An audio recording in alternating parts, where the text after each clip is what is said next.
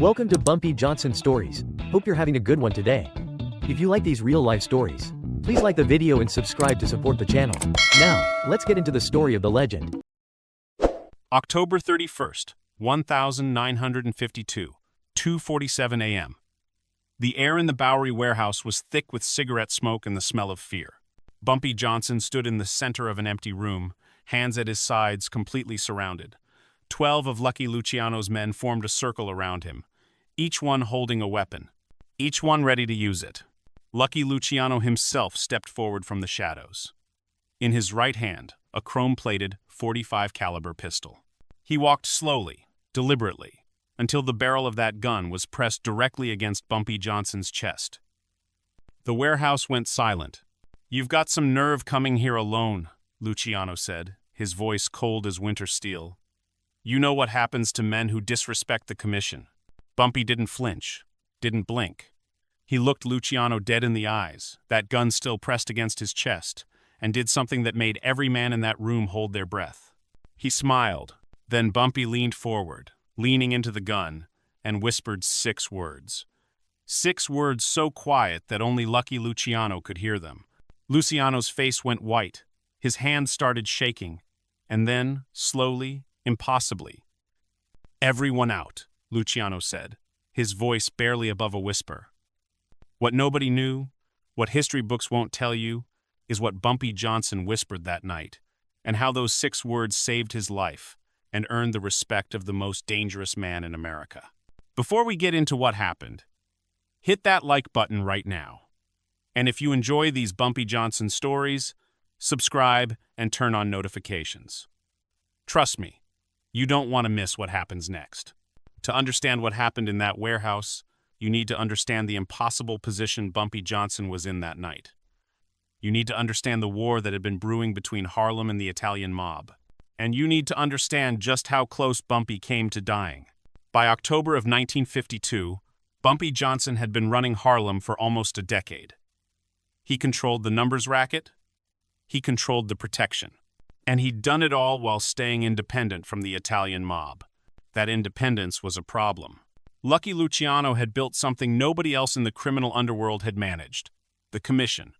5 families working together: the Genovese family, the Gambino family, the Lucchese family, the Colombo family, the Bonanno family, all of them paying tribute to Lucky Luciano. Everyone except Bumpy Johnson. Bumpy operated in Harlem like it was its own country. He didn't ask permission. He didn't pay tribute. When the Italian families tried to move into Harlem's numbers game, Bumpy pushed back. Hard. In March of 1952, 3 collectors working for the Genovese family showed up in Harlem trying to take over a numbers spot on 145th Street. They told the owner he had 2 choices: pay the Italians or close down. The owner called Bumpy. 20 minutes later, all 3 collectors were in the hospital. The message was clear. Frank Costello wanted blood. He went to Lucky Luciano demanding they handle the Bumpy Johnson problem permanently. "He's making us look weak," Costello said. "He doesn't show any respect to the commission." But Lucky Luciano was smarter than that. He knew Bumpy Johnson wasn't some street thug. Bumpy had connections. He had loyalty from Harlem. He had protection from politicians the Italians couldn't touch. And most importantly, Bumpy had proven he was 3 moves ahead of everyone else. Still, something had to be done. By September 1952, the situation had reached a breaking point. The commission held a meeting. "This has gone on long enough," Luciano said. "Bumpy Johnson operates in our territory. He refuses to pay tribute. We look weaker every day we let this continue." The plan was simple but dangerous. Invite Bumpy to a meeting. Make it seem like a negotiation. Get him alone. Then make him disappear. No body. No evidence. Just another gangster who vanished into the night. On October 29th, Bumpy received the message. Lucky Luciano wanted to meet. Just the 2 of them.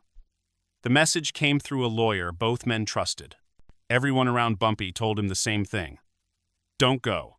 It's a trap." But Bumpy saw something nobody else did. What Bumpy Johnson understood was this: Lucky Luciano wouldn't invite him to a meeting just to kill him quietly. That wasn't Luciano's style. Luciano liked to make examples. He liked to send messages. If Luciano wanted Bumpy dead quietly, Bumpy would already be dead. No, Luciano wanted something else. He wanted Bumpy to bend, to submit, to acknowledge the commission's power publicly. But Bumpy also knew the other possibility, that this might actually be the trap everyone said it was. So Bumpy made preparations. On October 30th, Bumpy met with Illinois Gordon, his most trusted lieutenant. "If I don't come back," Bumpy said, "you know what to do." Illinois had instructions. Documents ready for the police. Information about corrupt cops working for the mob. Details about commission operations. Everything needed to start a war that would cost the Italians millions.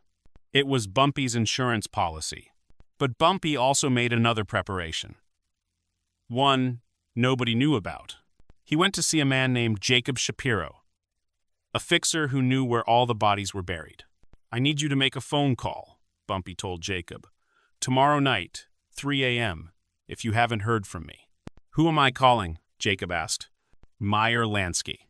Meyer Lansky, Lucky Luciano's closest friend, his business partner, the financial genius behind the commission. "What am I telling him?" "You tell him that if anything happens to me, the information I have about the Havana casino operations goes public." It was a bluff. Bumpy didn't have detailed information about Cuba, but Meyer didn't know that. October 31st arrived. The meeting was set for 2 a.m. at the Bowery warehouse.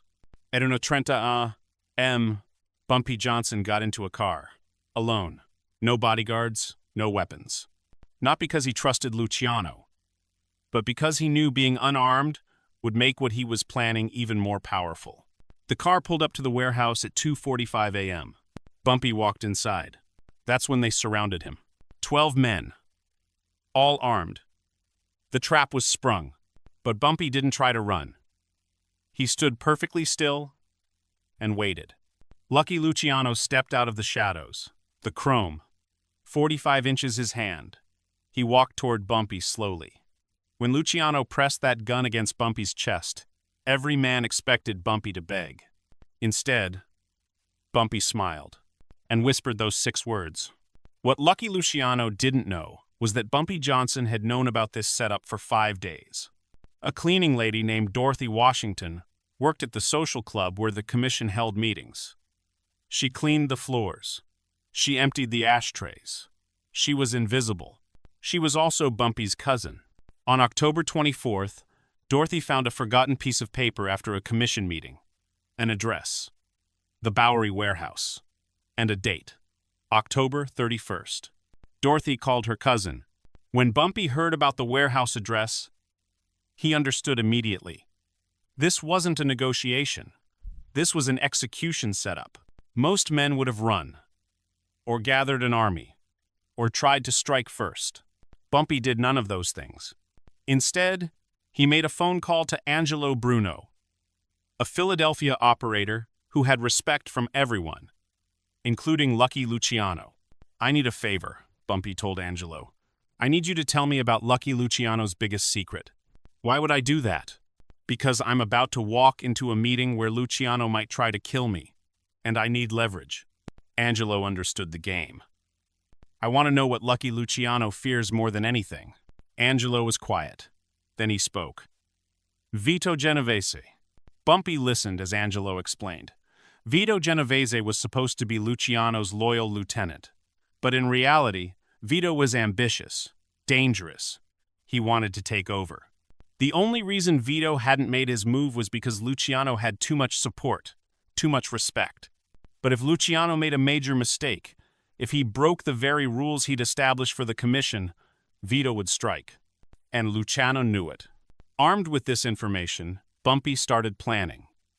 Not how to fight, but how to use Luciano's fear against him. 6 words. That's all he would need. On the night of October 30th, Bumpy met with Stephanie Street. "Claire, one last time. You're really going through with this?" she asked. "I have to," Bumpy replied. "If I don't, Luciano wins. He makes me look scared. And then it's just a matter of time before they take everything. And if he kills you, Bumpy smiled. Then you make sure people know I didn't bend. I didn't break. I walked in standing tall. Now, standing in that warehouse with a gun pressed to his chest, all of Bumpy's preparation came down to this moment. He leaned forward, leaned into that gun, close enough that only Luciano could hear, and he whispered, "Vito knows you broke commission rules. Simple, direct, devastating." Because in that instant, Lucky Luciano understood. The commission had rules. One of the most important was that you didn't kill without approval from the full commission. You didn't execute another boss without a vote. By inviting Bumpy to this warehouse, by planning to kill him without commission approval, Luciano had broken his own rules. And if Vito Genovese knew about it, if word got out, the other families would question his leadership. Vito would have the excuse he needed to make his move. Lucky Luciano's hands started shaking because he realized he'd been outmaneuvered. Bumpy Johnson had turned his own fear against him. If Luciano killed Bumpy now, and if Vito knew, Luciano's position would be compromised. There was only one way out. October 31st, 1952, 2:47 a.m. The Bowery Warehouse. The gun still pressed against Bumpy's chest, Luciano's hand still shaking. Then, slowly, Luciano lowered the weapon. "Everyone out," he said. "Now." The 12 men looked at each other, confused. This wasn't the plan. I said out. One by one, they filed out. The door closed, leaving just Bumpy and Lucky Luciano. Luciano turned away, put his gun down on a crate. When he spoke, his back was still turned. "How did you know about Vito?" "I make it my business to know things," Bumpy replied calmly. "And does Vito actually know about tonight?" Bumpy smiled. "Does it matter? All that matters is that he could know, that I could make sure he knows." Luciano finally turned around. There was no anger, just cold respect. "You walked in here knowing what I was planning. You came unarmed. Why?" "Because a war is what you wanted," Bumpy answered. "You wanted an excuse to crush Harlem. If I'd run or fought back, you'd have painted me as the aggressor. You'd have had commission approval to wipe me out." Bumpy took a step closer. "But this way, you invited me here. You broke your own rules. Now you've got a choice. Kill me and risk everything with Vito. Or let me walk out and we find another way." "There is no other way," Luciano said. "You don't pay tribute. You operate like Harlem is its own kingdom." "Because it is," Bumpy replied simply. The two men stared at each other. "So what happens now?" Luciano asked. "Now we make a deal," Bumpy said. "A real one. A partnership between equals." Luciano actually laughed. "Equals? You think you're my equal?" "Tonight proved I am," Bumpy said quietly. "You had 12 men. You had guns. You had every advantage. And I walked out of your trap by saying 6 words. So yes, we're equals." Luciano walked back to the crate. He pulled out 2 cigars, lit both, handed one to Bumpy. "Tell me your terms," Luciano said. "Harlem stays independent. My operations, my territory, my rules. But I'll pay a percentage. 15% of the number's profits go to the commission every month. And in exchange, the commission doesn't just leave Harlem alone. They protect it. Any family tries to move in, you back me up." Luciano smoked his cigar, thinking. "And Stephanie St. Clair?" Luciano asked. "She's under my protection. Then she pays into the percentage, too." Bumpy considered. "Agreed. But the commission leaves her alone. No more pressure." Luciano nodded slowly. "You follow commission rules going forward. You don't protect our enemies. As long as that authority doesn't extend to how I run Harlem. As long as you pay on time." They shook hands. Right there in that warehouse where Bumpy was supposed to die. A deal that would last 15 years. "You know," Luciano said as they walked toward the door, "most men would have begged for their life." "I'm not most men," Bumpy replied. "No," Luciano agreed. "You're really not." Outside, Luciano's men stood around, looking confused. "Make sure Mr. Johnson gets home safely," Luciano told his men. He's under commission protection now. Illinois Gordon was waiting at Bumpy's apartment when he arrived at 4:30 a.m. "I didn't think you were coming back," Illinois said. "Another." "Neither did Luciano," Bumpy replied. "But I did. And we're not just alive. We're in business with the commission. On our terms." "How did you pull that off?" Bumpy poured himself a drink. "I told him something he needed to hear. 6 words that changed everything." "What were they?" "Vito knows you broke commission rules." Illinois' eyes went wide. "Did Vito actually know?" "Probably not," Bumpy admitted. "But Luciano couldn't risk it. That's the thing about fear. It doesn't matter if the threat is real. It just has to be believable." "So you bluffed." "I used information as leverage," Bumpy corrected. "That's not a bluff. That's strategy." Word of what happened spread through the underworld like wildfire. Lucky Luciano's version was simple. He'd met with Bumpy. They'd negotiated. They'd reached an agreement. Bumpy would pay 15% to the commission, and in exchange, the commission would protect Harlem. It made Luciano look strong. The other families accepted it because they'd get a cut. Everyone made money. Bumpy's version, the one that circulated in Harlem, was different. He'd walked into a trap. 12 armed men. Lucky Luciano with a gun to his chest, and Bumpy had talked his way out. Nobody knew exactly what he'd said. That mystery made it even more powerful. Both versions served their purpose. The real story, the 6 words about Vito Genovese, stayed between them. The 15% deal held. Every month, Bumpy made the payment. That payment bought him official recognition, legitimacy in the eyes of the mob. No other independent black operator had ever achieved that. In 1953, Meyer Lansky and Bumpy Johnson met for the first time. "Lucky told me about your meeting," Meyer said. "You're either the bravest man in New York or the craziest." "Maybe both," Bumpy replied. "That thing about the Cuban operations. Did you actually have information?" Bumpy shook his head. Meyer laughed. From that meeting, an unlikely friendship formed. They did business together for years, all because of what happened in that warehouse. In the years that followed, whenever young gangsters in Harlem would talk about going to war with the Italians, the older ones would tell them about October 31st, 1952. Bumpy didn't fight his way to respect. They'd say, "He thought his way there. He walked into a death trap unarmed and walked out with a business deal. That's power. Real power." Lucky Luciano and Bumpy Johnson never became friends. But they maintained professional respect until Luciano's death in 1962. The 15% deal continued until Bumpy's death in 1968. Harlem stayed independent, protected, respected, all because of 6 words whispered in a warehouse. What happened in that Bowery warehouse proved something that changed the game forever.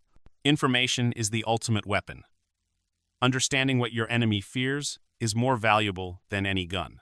Bumpy Johnson proved that night that you don't always need to fight your way out. Sometimes the smartest move is to walk right into the danger, armed with nothing but the right words. Think about it. Lucky Luciano had everything. The guns, the numbers, the home field advantage. One word from Luciano and Bumpy Johnson would have been a memory. But Bumpy had something Luciano didn't expect: information. He knew about Vito Genovese's ambitions. He knew about Luciano's fear, and he knew exactly when to use that knowledge. 6 words. Vito knows you broke commission rules. That's all it took to flip a death trap into a business opportunity. The lesson here is about power. Real power. The kind that lasts. Physical strength fades. Weapons can be taken away. But knowledge, strategy, understanding human nature, those are weapons nobody can take from you. Bumpy Johnson understood this better than almost anyone. He spent his life gathering information, understanding people's motivations, their fears, their weaknesses. And he used that understanding not just to survive, but to thrive. In Harlem, they still tell this story. Still use it as an example when teaching young people about the difference between being tough and being smart. Bumpy could have started a war, the old-timers say. Could have gone down fighting. But he did something smarter. He went in alone. He went in unarmed. And he won anyway. That's the legacy. He proved that in a world built on violence, the smartest weapon is your mind. Lucky Luciano died in 1962. Bumpy Johnson died in 1968. Both men left empires that eventually crumbled. But what they proved that night, that knowledge and strategy can overcome superior force, that lesson is timeless. So, remember October 31st, 1952. Remember that Bumpy Johnson turned certain death into a business partnership with 6 words. Remember that the most dangerous person in any room isn't the one with the biggest gun. It's the one who knows what you're afraid of. That's power that lasts. Look, if this story blew your mind, do me a favor. Hit that like button, smash that subscribe button. We're diving deep into Bumpy Johnson's life, and every story is just as crazy as this one. Drop a comment and tell me, could you have done what Bumpy did? Could you have walked into that warehouse alone? What would you have said to Lucky Luciano? Turn those notifications on because next week, we're telling the story of the time Bumpy Johnson saved Malcolm X's life and why Malcolm never publicly acknowledged it. You cannot miss that. Remember, in the game, respect isn't given. It's earned. And Bumpy Johnson earned his by being 3 steps ahead of everyone else. Every single time.